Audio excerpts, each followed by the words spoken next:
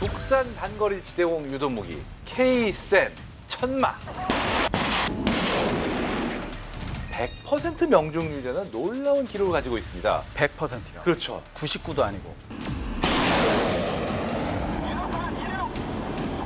연기가 되게 적게 나는 무연의 고체 연료를 사용했는데 단점이 있어요. 연기가 적게 나니까 단점이 뭔가요? 사진빨이 안 나와요.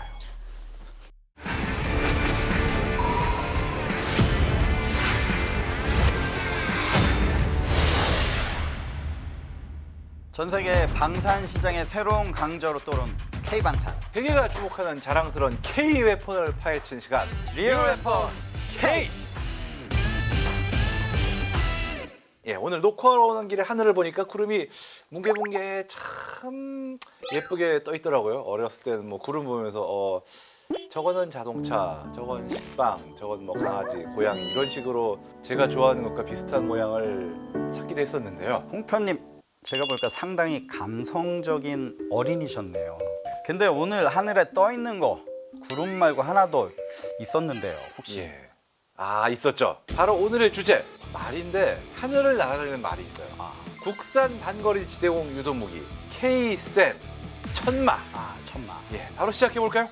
본론으로 들어가기 전에 운전할 때, 설거지할 때, 운동할 때도 언제든 내 손 안에 듣기만 해도 이해가 쏙쏙 되는 내 손 안에 K 밀리터리 가이드 리얼 폰 K. 여러분의 구독과 좋아요, 알림 설정은 프로그램에 큰 힘이 됩니다. 예, 천마는 우리나라 최초의 국산 지대공 유도무기 체계로서 적 항공기를 격추하는 역할을 맡고 있는데요. 뭐든 최초에는 큰 사건이나 이유가 있는 법인데 이 사실 천마의 개발 배경이 된 결정적인 사건은 1983년에 일어난 미얀마, 당시는 버마죠. 아웅산 묘소 테러 사건이었습니다. 1983년 10월 미얀마 독립운동가였던 아웅산의 묘소 참배 행사가 있었는데 이 행사는 우리나라 대통령과 고위 관료들도 참석 예정이었죠. 행사 시작 2분을 남기고 애국가가 흘러나왔는데 그때 폭탄이 빵 터졌습니다. 이때 우리나라 고위 인사, 취재진 등 17분이 사망하셨는데 그런데 대통령이 없었죠. 차량 정체로 늦는 상황이었습니다. 근데 그때 애국가가 나왔었는데 이게 식전 예행 연습용 애국가였는데 이때 북한의 테러리스트들이 대통령이 와서 본 행사가 시작되는 줄 알고 폭탄을 터뜨렸죠. 이 사건으로 놀란 당시 대통령은 프로젝트 하나를 승인하는데 그것이 바로 단거리 지대공 미사일 도입 프로젝트였습니다.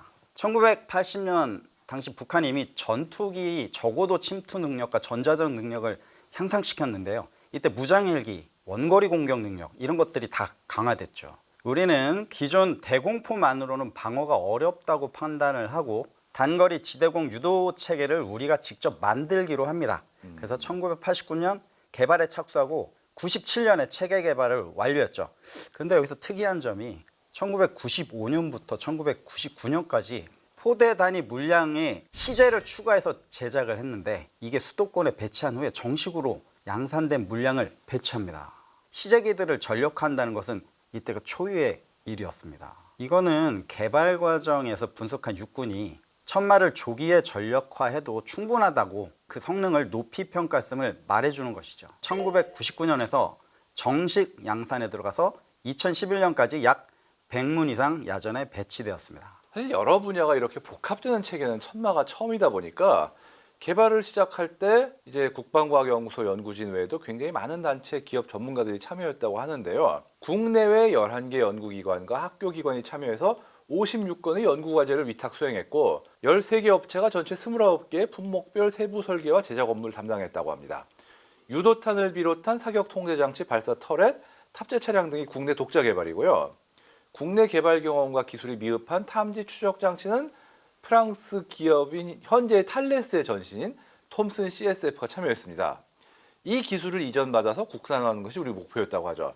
톰슨 CSF의 기술적 파트너였던 당시 S전자는 탐지 추정 레이더를 국산화하기 위해서 100억이 훌쩍 넘는 거액을 과감히 투입하고 국가연은 체계 연동성 확인과 시험평가 및 규격화 등의 최대한 지원을 아끼지 않았습니다. 그 결과 2001년에 국산화에 성공. 뿐만 아니라 유도탄 가격의 3분의 1을 차지한다는 지령 수신기 역시 2003년 5월까지 개발을 완료해서 그해 양산 물량부터 적용했습니다. 이렇게 국산화를 통해 당시 천마의 국산화율이 부품 기준 약 85%까지 끌어올라갔다 이런 얘기가 있네요. 당시에 85%. 그렇죠. 와우. 한문의 체계로 1만 2천여 종의 부품과 420여 종의 회로 카드가 집약된 다기능 복합 유도 무기 체계, 이 점도 주목할 만한 부분입니다. 이게 초기에 모양만 보고 천마가 프랑스의 크로탈 엔지의 짝퉁이라는 등 기술을 그대로 모방했다는 등 이런 깎아내리는 말들도 있었잖아요. 기술이 도입됐다고 해서 전체가 복제품이다 이렇게 하는 좀 그렇긴 하네요. 사실 성능 면에서도 크로탈 엔지에 비해서 못할 건 하나도 없고요. 그럼 천마는 어떤 무기인지 제원과 성능을 한번 하나씩 알아볼까요? 제원으로서 전장은 7.1m, 중량 26톤, 엔진 출력이 520마력, 1000만 말 520마력. 말 520마리가 끄는 말이네요. 그렇죠. 그 정도 한 날아다닐만 마리가 하네요. 아니에요. 예. 날아다닐만 하네요, 그 정도. 예. 유도탄 사거리가 9에서 10km, 요격고도가 최대 5km, 탐지거리 20km, 유도탄 속도 마 2.6, 탑승 인원이 3명이 되겠습니다. 그런데 이왕 만드는 거 좀 더 멀리 높게 쏘지 왜 사정거리와 요격고도를 이렇게 짧게 만들었냐 이렇게 비판하는 분들도 계시는데 이름에서도 알 수 있듯이 천마는 단거리 유도무기입니다. 예. 왜냐하면 우리나라 방공 시스템 그때 당시만 해도 작전에 두 가지 부류가 있어요. 에어리얼 디펜스라 해서 광역 방공을 해야 하는 무기체계가 있고요. 중요 거점을 방어하는 포인트 디펜스하는 방어 체계가 있어요. 이때 당시에는 에어리얼 디펜스는 유명한 호크, 나이키가 이제 지역을 다 방어를 한 거죠. 그렇죠. 그런데 이렇다 할 포인트 디펜스를 할 만한 무기 체계가 너무 노화되고 아까 말씀하셨듯이 뭐 기동도 안 되고 이런 것도 많았죠. 그래서 이거 포인트 디펜스 할 무기 체계를 업그레이드 할, 즉 단거리 유도 무기를 만들어야 됐던 거죠. 그것이 그렇죠. 천마입니다. 지상군은 저공 비행하는 적 항공기가 나타나면 공격에 노출될 수밖에 없는데 이렇게 낮게 비행하는 적 항공기를 중장거리 지대공 공대공 미사일로 포착해서 명중시킨다. 이게 쉬운 일이 아닙니다. 그 역할을 하기 위해서 천마의 사정거리와 요격 고도를 그렇게 설정했다. 이 부분은 꼭 기억해 주셔야 될 것 같습니다. 이게 왜냐하면 그 러시아, 소련의 구소련의 작전수를 그대로 답습하고 있는 북한 공군은 전선 공군, 프란타보의 아비아치아, 뭐 딱티차스키 아비아치아, 전술 공군 이런 역할들이 있어요. 이게 뭐냐면 이 공군은 전방의 부대를 육군 부대를 그대로 직접 지원을 합니다. 날아가는 포병 역할을 하거든요. 이때 아측의 공군이 방어를 하기 위해서 방어작전 개념을 해요. 그리고 공세 제공 작전도 합니다. 근데 그건 어느 정도 고도 이상에서 가능하거든요.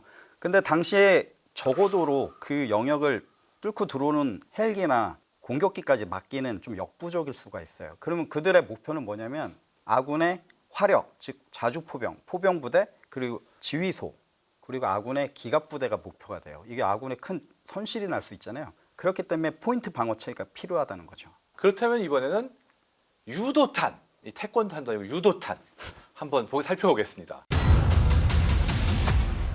이 천마의 유도탄은 유도 조종 장치, 신관, 탄두, 구동 장치, 지정 수신기, 추진 기관, 기체 등으로 구성됩니다. 속도는 마하 2.6, 즉 소리의 2.6배 속도로 비행하고요. 중력 가속도 30배가 넘는 기동성을 갖고 있기 때문에 적의 비행체를 요격이 가능합니다. 보통 항공기는 몇 G까지 보통 기동을 하죠, 되게? 사람이 몰 경우엔?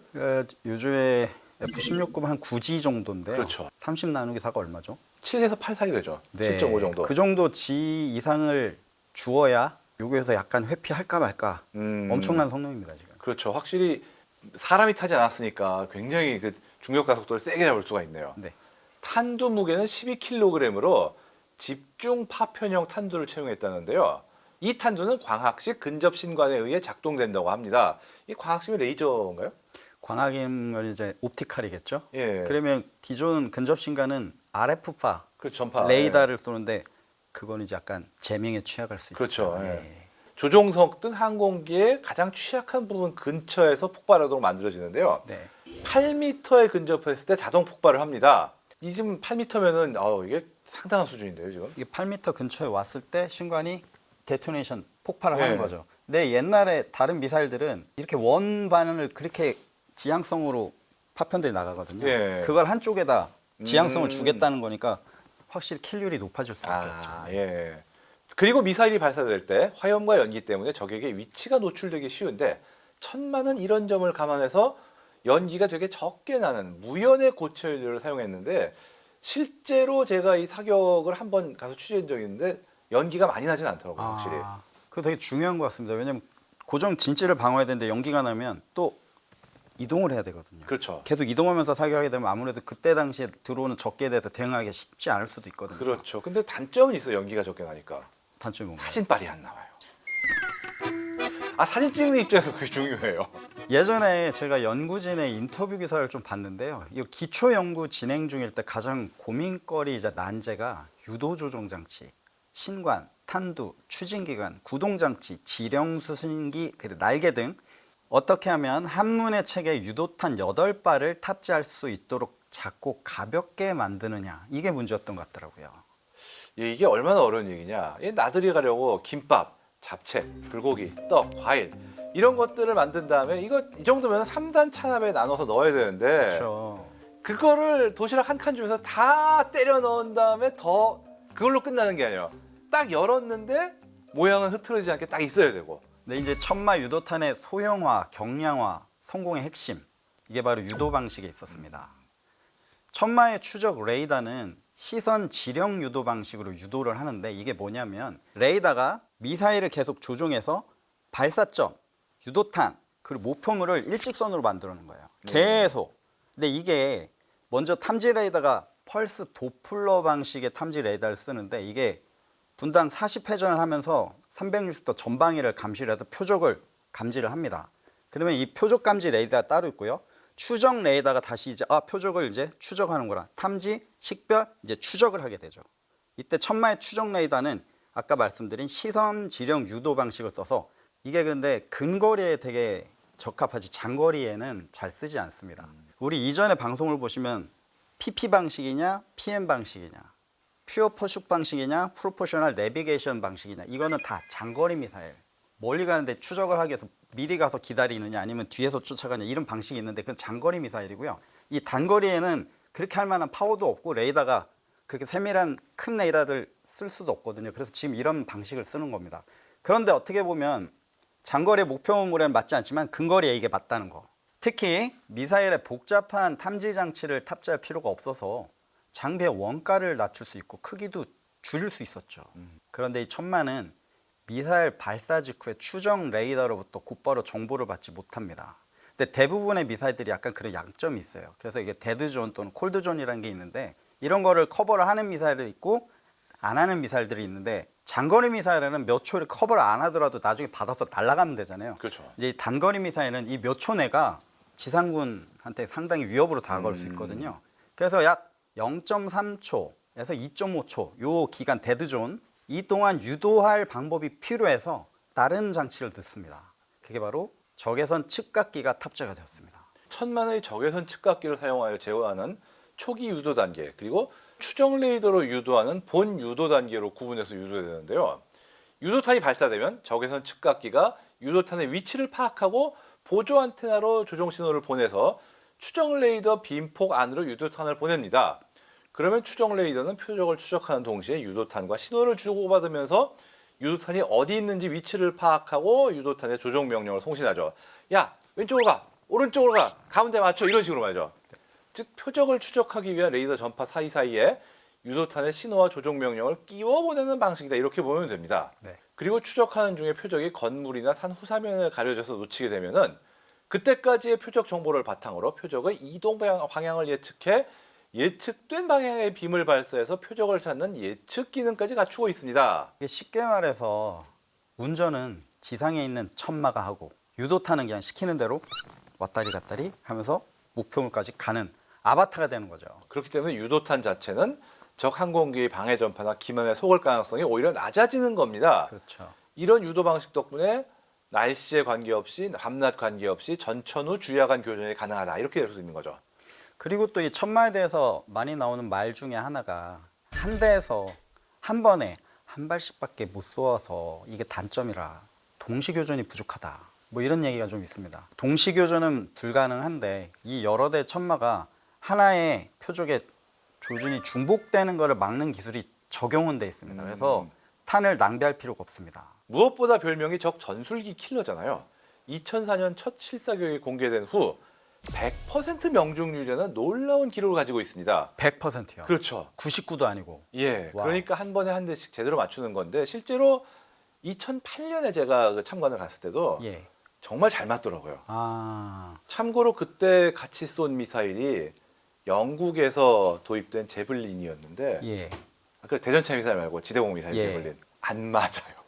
아. 그게 참 안 맞는 걸로 악명이 높다지만 어떻게 한 발도 안 맞냐 진짜 참. 근데 천만은 뭐랄까 분위기가 못 맞추면 너희는 큰일 난다. 아. 어쨌든 100%다 맞았어요. 잘 맞더라고요 진짜. 일격필살이네요. 원샷 원킬 천마. 예. 이게 전투 차량으로서 기동력도 좀 한번 알아볼까요? 예. 탐지 추적 장치와 미사일 8발 그리고 사격 통제 장치가 다 한 대 있죠. 혼자서 단독으로 작전이 수행 가능하죠. 심지어 탐지 추적 사격 유도 말 그대로 움직이는 방공 기지라고 할 수 있죠. 예. 차체는 이제 소구경 포탄이나 파편으로부터 승무원을 안전하게 보호할 수 있는 장갑 구조. 궤도형 플랫폼으로 험지 기동성이 아주 우수합니다. 최고 속도 60km/h, 주행 거리는 500km. 와, 10초 이내 제로백은 아니지만 30km까지 가속이 가능하고요.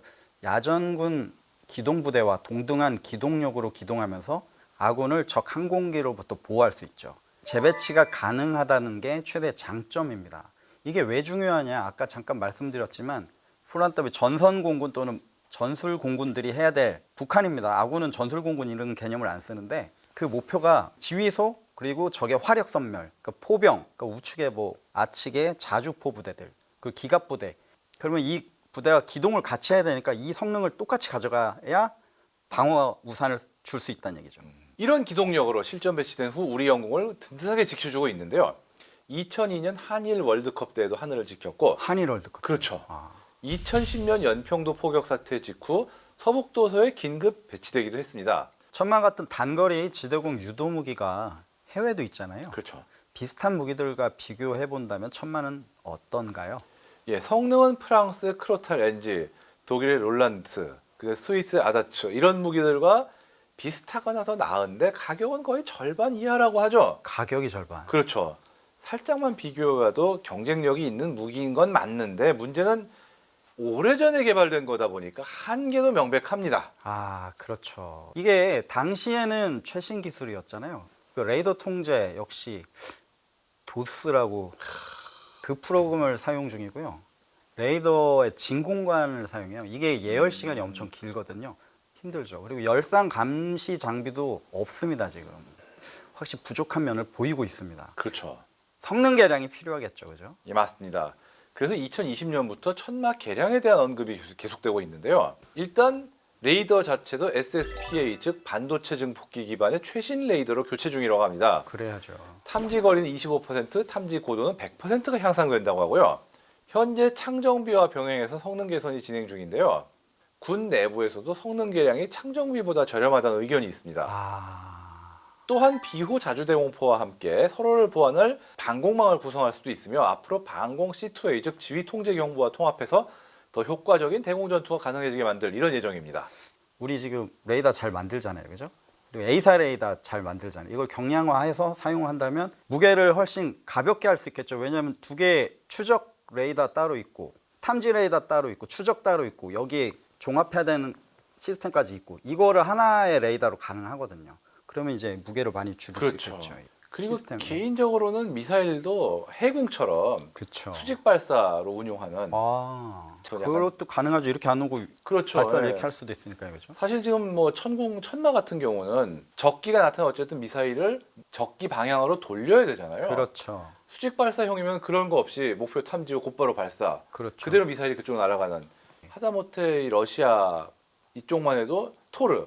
토렘, 아진, 드바. 그렇죠. 예. 이미 지금 수직 발사로 가고 있는 상황이라 예. 그런 걸 가면 또 그렇게 가야 되지 않을까 생각은 듭니다. 천마에 대한 의견이 분분하긴 한데 천마 개발은 이게 K방산에 정말 중요한 의미를 가지고 있습니다.